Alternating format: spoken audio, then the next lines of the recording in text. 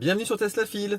Je réagis sur l'actualité de Tesla qui vient d'officialiser la fin du système de parrainage. Concrètement, ce système de parrainage permettait d'obtenir 1500 km offerts pour le parrain comme pour le filleul. C'était un bon booster, je pense, pour les ventes et je vais vous donner 5 raisons qui, pour moi, font de cette décision une erreur stratégique de la part de Tesla. Le premier point, c'est évidemment que ce programme ne coûte pas grand chose à Tesla. 276 €. C'est Thomas du blog Tesla qui a fait le calcul et qui m'a donné l'info lors de nos échanges sur Twitter. Voilà, c'est vraiment pas grand chose comparé à la valeur d'achat d'une voiture. Je dis pas que c'est ça qui fait toute la différence, bien sûr, mais voilà, ça représente rien, surtout que l'acheteur comme le parrain vont être aussi amenés à de toute façon utiliser des recharges payantes ultérieurement. Donc voilà, c'est pas quelque chose d'important. Et en plus, j'aimerais bien savoir sur tous ces parrainages combien sont réellement utilisés. Parce que le programme, voilà, quand on obtient un parrainage ou qu'on est le filleul, ça dure 6 mois si je dis pas de bêtises. Est-ce que tout le monde utilise ces 1500 km en 6 mois, sachant que beaucoup de monde recharge à domicile? Peut-être pas. Est-ce que les cumulards qui ont des milliers et des milliers de kilomètres offerts les utilisent? Non, c'est tout simplement pas possible parce qu'ils ne peuvent pas rouler suffisamment. Donc voilà, je pense que ce programme ne coûtait en réalité pas grand chose par rapport à l'avantage proposé. Le deuxième point, c'est que les acheteurs aiment bien les cadeaux. Vous le voyez quand quelqu'un fait des achats lors des soldes, le truc principal qu'il va vous dire avant de vous donner le prix, c'est le pourcentage de réduction. Moi j'aime pas les concessionnaires automobiles qui font les marchands de tapis où ça se négocie à la tête du client, et le fait de Tesla avoir des prix fixes, c'est une bonne chose. Néanmoins, vu qu'il n'y a pas de cadeau, vu qu'il n'y a pas de remise et qu'on est habitué à ce genre d'aide, eh ben, le parrainage, c'est tout simplement un moyen d'avoir ce petit coup de pouce, ce petit plaisir à l'acheteur qui se disait voilà, j'ai au moins un petit cadeau, j'achète une voiture à au moins 40 000 €, j'ai au moins un petit cadeau de la part du vendeur. Ça fait toujours plaisir et ce point psychologique, je pense, n'est pas négligé dans une démarche d'achat.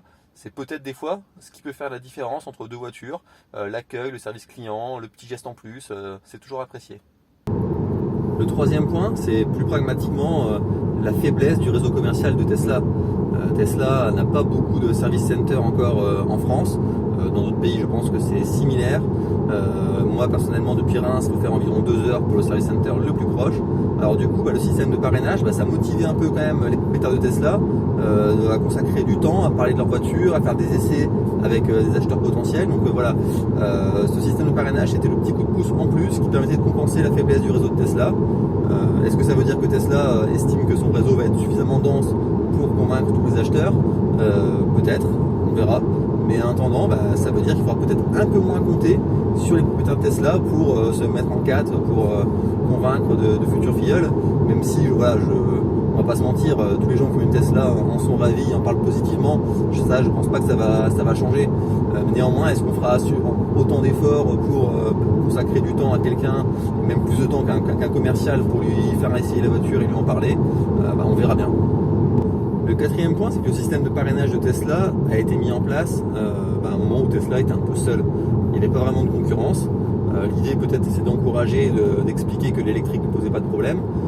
Peut-être qu'aujourd'hui Tesla considère que l'électrique est suffisamment répandue, que le virage a été enclenché et donc c'est plus la peine de faire ce petit effort supplémentaire.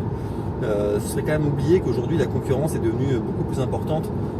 Il y a plein d'avantages encore avec une Tesla par rapport à d'autres voitures, mais il y en a quand même de moins en moins et surtout la concurrence progresse. On peut parler de Ioniq, on peut parler de Volkswagen qui s'y met aussi. Voilà, il y a toutes les marques maintenant ont des modèles électriques, beaucoup vont même abandonner le diesel, voire même le thermique. Donc du coup, chaque petit avantage commercial devrait être préservé, devrait être gardé par Tesla. C'est pas le cas. Est-ce que du coup les acheteurs qui hésitent entre deux modèles vont peut-être changer de cap? On verra. Le dernier point, il est du coup dans la continuité. On avait eu la fin annoncée du parrainage qui était un peu comme une rumeur, on ne savait pas trop quand, on ne savait pas trop comment. Bon voilà, c'est fait. L'autre rumeur du moment, c'est l'ouverture du réseau de superchargeurs à tous. Est-ce que c'est vraiment tous? Quel sera le calendrier? Est-ce qu'il y aura des différences entre les pays? Pour l'instant, on n'a pas d'infos. Et toujours est-il que ce sont des petits signaux qui laissent entendre que Tesla est peut-être moins intéressé par la vente de voitures aujourd'hui plutôt que par l'utilisation de son réseau. C'est des petits signaux qui peuvent aussi faire réfléchir les acheteurs, je reviens toujours au même point, Est-ce que j'ai vraiment un avantage supplémentaire à acheter une Tesla plutôt qu'une autre voiture?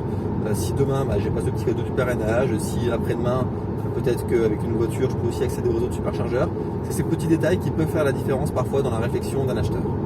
Alors en conclusion, voilà pourquoi les 5 points pour moi pour lesquels Tesla fait une erreur stratégique en supprimant ce programme de parrainage. Je parle d'erreur, mais on verra bien si celle-ci est corrigée. Il y a déjà des nouvelles rumeurs sur le fait de proposer un autre système de parrainage, qui sait, peut-être avec des bonus ou des points qui permettront d'acquérir des options. Enfin, on peut tout imaginer. Peut-être qu'il n'y aura plus rien parce que Tesla juge que c'est vraiment pas nécessaire. Et donc dans ces cas-là, on serait vraiment dans l'erreur stratégique. Peut-être que Tesla juge plutôt qu'il est temps de refonder son programme de parrainage pour éviter peut-être les parrains qui en ont des milliers sans jamais rencontrer leur filleul, peut-être pour proposer d'autres avantages à ses clients.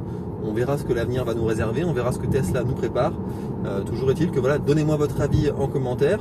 Est-ce que pour vous c'était un point majeur? Est-ce que en tant que propriétaire d'une Tesla, vous faisiez réellement souvent l'effort de parler de votre Tesla, de rencontrer des gens? Est-ce que c'est même pas un effort? Est-ce que c'est un plaisir tout simplement de partager votre passion?